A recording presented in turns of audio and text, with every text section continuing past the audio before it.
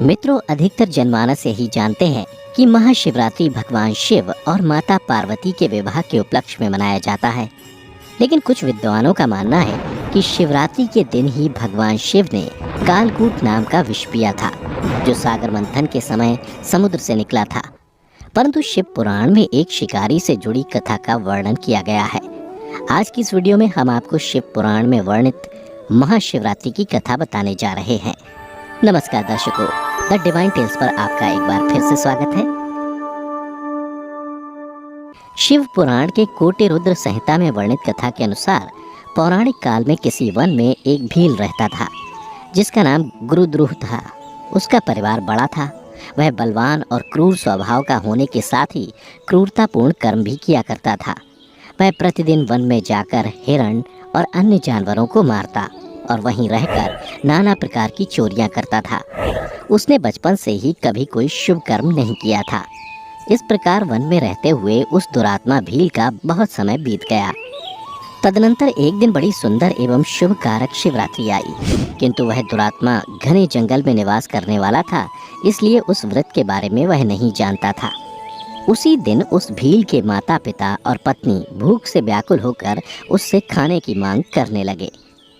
उनके बार बार याचना करने पर वह भील तुरंत धनुष लेकर वन की ओर चल दिया और हिरणों के शिकार के लिए सारे वन में घूमने लगा।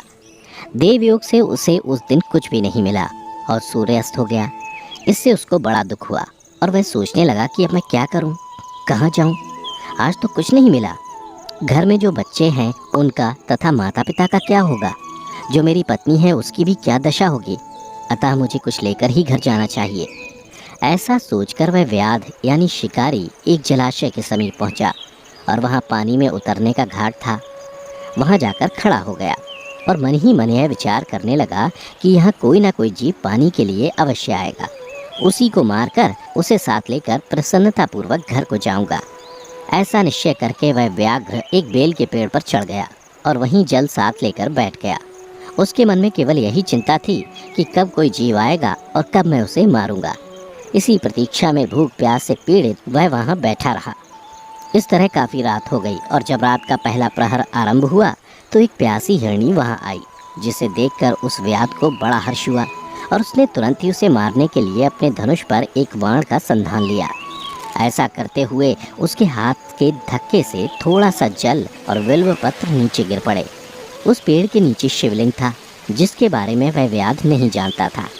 इस तरह उस जल और बिल्व पत्र से शिव की प्रथम प्रहर की पूजा संपन्न हो गई। उस पूजा के महात्म्य से उस व्याघ्र का बहुत सा पाप तत्काल नष्ट हो गया।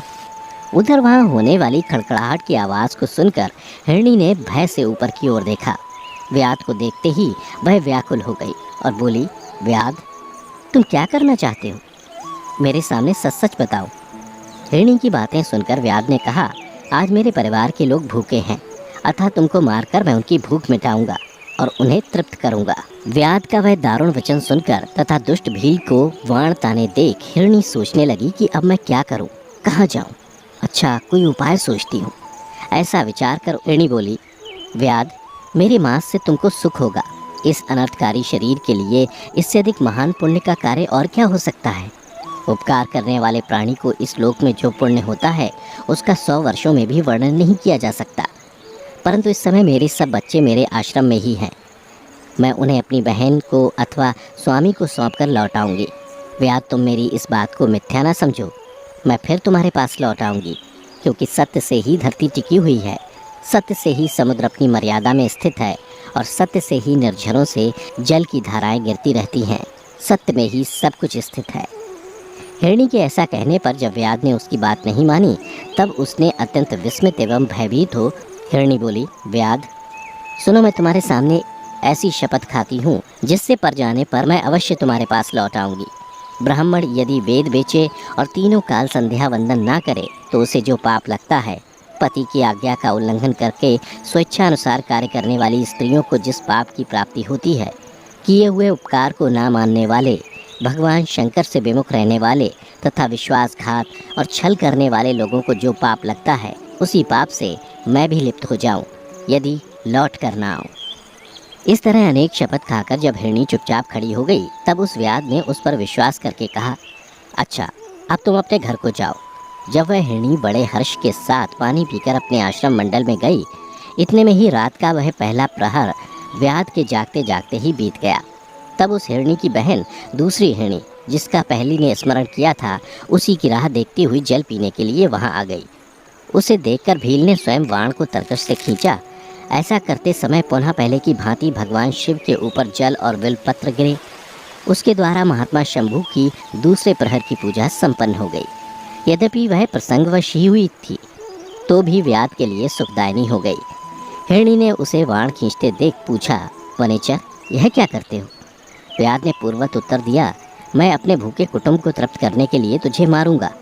यह सुनकर वह हिरणी बोली, मेरा देह धारण सफल हो गया, क्योंकि इस अनित्य शरीर के द्वारा उपकार होगा, परंतु मेरे छोटे छोटे बच्चे घर में हैं, अतः मैं एक बार जाकर उन्हें अपने स्वामी को सौंप दूं, फिर तुम्हारे पास लौट आऊंगी। हिरणी की बात सुनकर व्याध बोले, मुझे तुम्हारी बात पर विश्वास नहीं है, मैं तुम्हें मारूंगा, इसमें संशय नहीं है।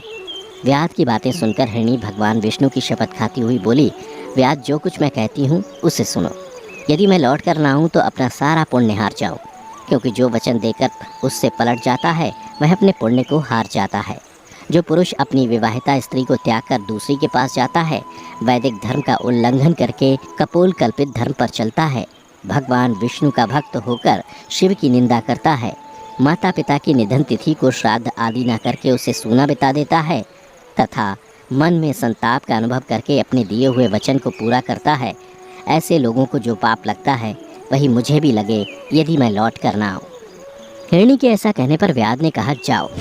उसके बाद हिरणी जल पीकर हर्षपूर्वक अपने आश्रम को गई। इतने में ही रात का दूसरा प्रहर भी व्याध के जागते जागते बीत गया।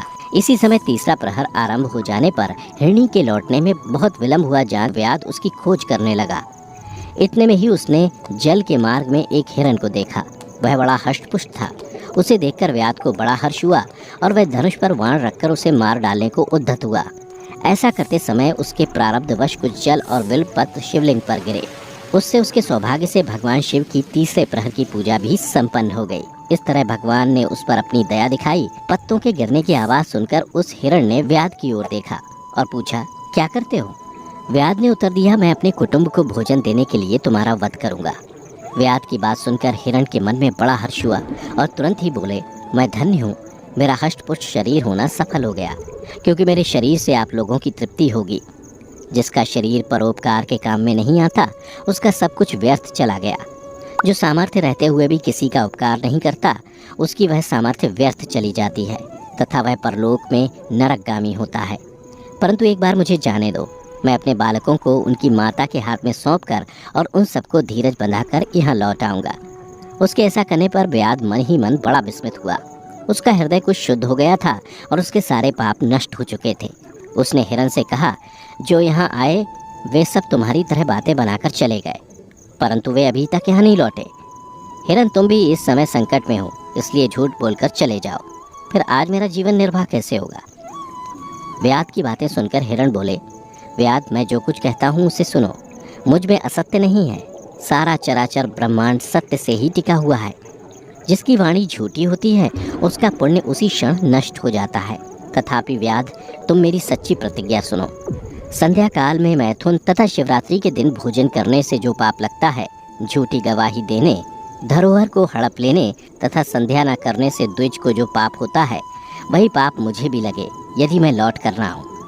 जिसके मुख से कभी शिव का नाम नहीं निकलता, जो सामर्थ्य रहते हुए भी दूसरों को उपकार नहीं करता, पर्व के दिन श्रीफल तोड़ता, अभक्ष्य भक्षण करता तथा शिव की पूजा किए बिना और भस्म लगाए बिना भोजन कर लेता है, इन सब का पातक मुझे लगे यदि मैं लौट कर ना आऊँ।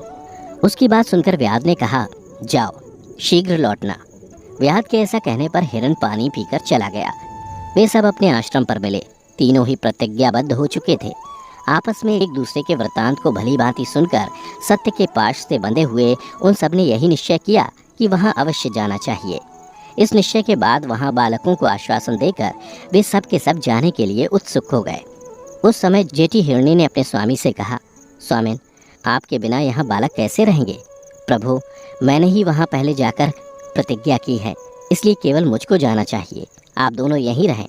उसकी ये बात सुनकर छोटी हिरणी बोली, बहन, मैं तुम्हारी सेविका हूँ, इसलिए आज मैं व्याध के पास जाती हूँ, तुम यहीं रहो। यह सुनकर हिरण बोले, मैं ही वहाँ जाता हूँ, तुम दोनों यहाँ रहो, क्योंकि बच्चों की रक्षा माता से ही होती है। स्वामी की यह बात सुनकर दोनों हिरणी बोली, प्रभु, पति के बिना इस जीवन को धिक्कार है।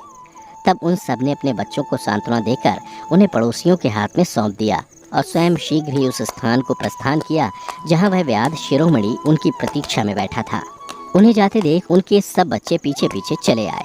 उन्होंने यह निश्चय कर लिया था कि माता पिता की जो गति होगी वही हमारी भी हो। उन सबको एक साथ आया हुआ देख व्याध को बड़ा हर्ष हुआ। उसने धनुष पर बाण रखा। उस समय पुनः जल और बिलपत्र शिव के ऊपर गिरे। इससे शिव के चौथे प्रहर की शुभ पूजा भी संपन्न हो गई। उस समय व्याध का सारा पाप तत्काल भस्म हो गया। इतने में ही दोनों हिरणी और हिरण बोल उठे, व्याध शिरोमणि, शीघ्र कृपा करके हमारे शरीर को सार्थक करो। उनकी यह बात सुनकर व्याध को बड़ा विस्मय हुआ। शिव पूजा के प्रभाव से उसको दुर्लभ ज्ञान प्राप्त हो गया। उसने सोचा, ये हिरण ज्ञानहीन पशु होने पर भी धन्य है, जो ज्ञानहीन होकर भी अपने शरीर से परोपकार करना चाहते हैं। लेकिन धिक्कार है मेरे जीवन को कि मैं अनेक प्रकार के कुकृत्यों से अपने परिवार का पालन करता रहा। अब उसने अपने बाण रोक लिए तथा मृगों से कहा कि वे सब धन्य हैं तथा उन्हें वापस जाने दिया। उसके ऐसा करने पर भगवान शंकर ने प्रसन्न होकर तत्काल उसे अपने दिव्य स्वरूप का दर्शन करवाया तथा उसे सुख समृद्धि का वरदान देकर गुह नाम प्रदान किया। मित्रों, यही वह गुह था जिसके साथ भगवान श्री राम ने मित्रता की थी। मित्रों, महाशिवरात्रि की ये कथा यहीं समाप्त होती है। अगर आपको पसंद आई हो तो इसे ज़्यादा से ज़्यादा लाइक करें और शेयर करें। साथ ही ऐसी पौराणिक कथाओं के बारे में जानने के लिए अभी हमारे चैनल को सब्सक्राइब कर लें। फिलहाल आज की वीडियो में इतना ही। अब हमें इजाज़त दें। आपका बहुत बहुत शुक्रिया।